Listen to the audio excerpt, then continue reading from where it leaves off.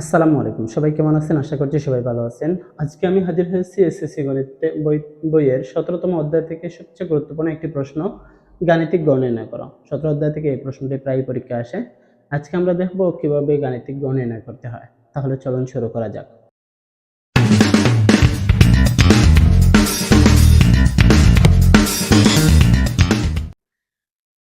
আমাদের একটি উদ্দীপক দেওয়া থাকবে, যেখানে এরকম একটি সারণী থাকবে। সারণী থেকে গড় নির্ণয় করার গাণিতিক গড় নির্ণয় করতে বলবে।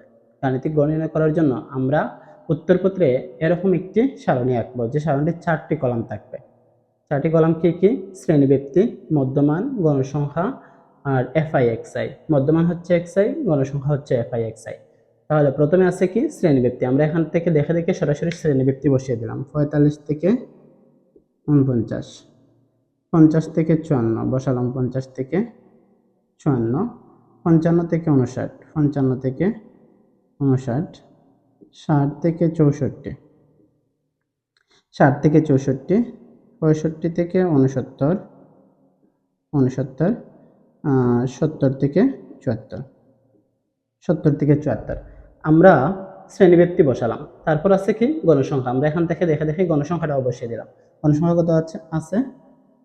4, 8, 10, 20, 12, 6।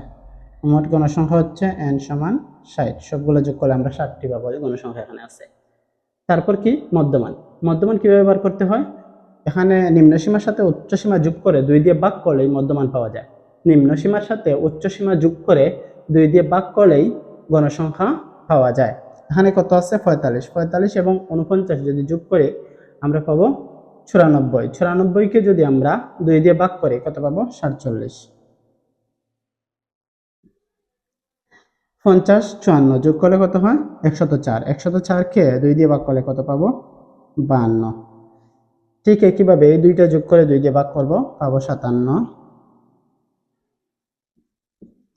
ভাগ করলে পাচ্ছি 62, 67, 72। আমরা মধ্যমান বের করে শেষ হয়ে গেল। তারপর আছে কি? FI XI. এফআই এর মান আর এক্সআই এর মান, এখানে এফআই এক্সআই গুণ হয়ে আছে। তাহলে আমরা এফআই এর মান এবং এক্সআই এর মান গুণ করব। গুণ করে যা পাই এখানে বসাবো। কত আছে? প্রথমে 47 গুণ 4, 47 গুণ কত? 4, 188, 188। তারপর কত আছে? 52 গুণ কত? 8, 416। আমি আবারও বলছি, এফআই এর মান আর এক্সআই এর মান গুণ করে এখানে এফআই এক্সআই এর কলামে বসাবো।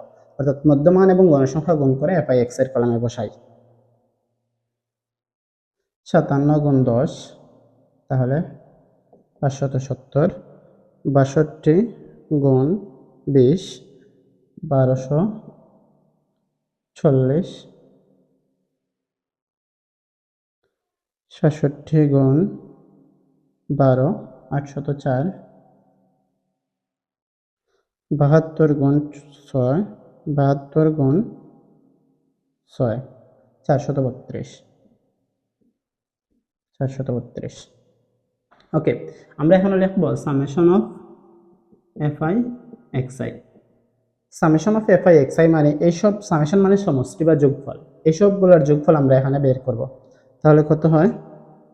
প্রথমে আছে 188 যোগ 416 যোগ 570, 1240, 804 যোগ 432,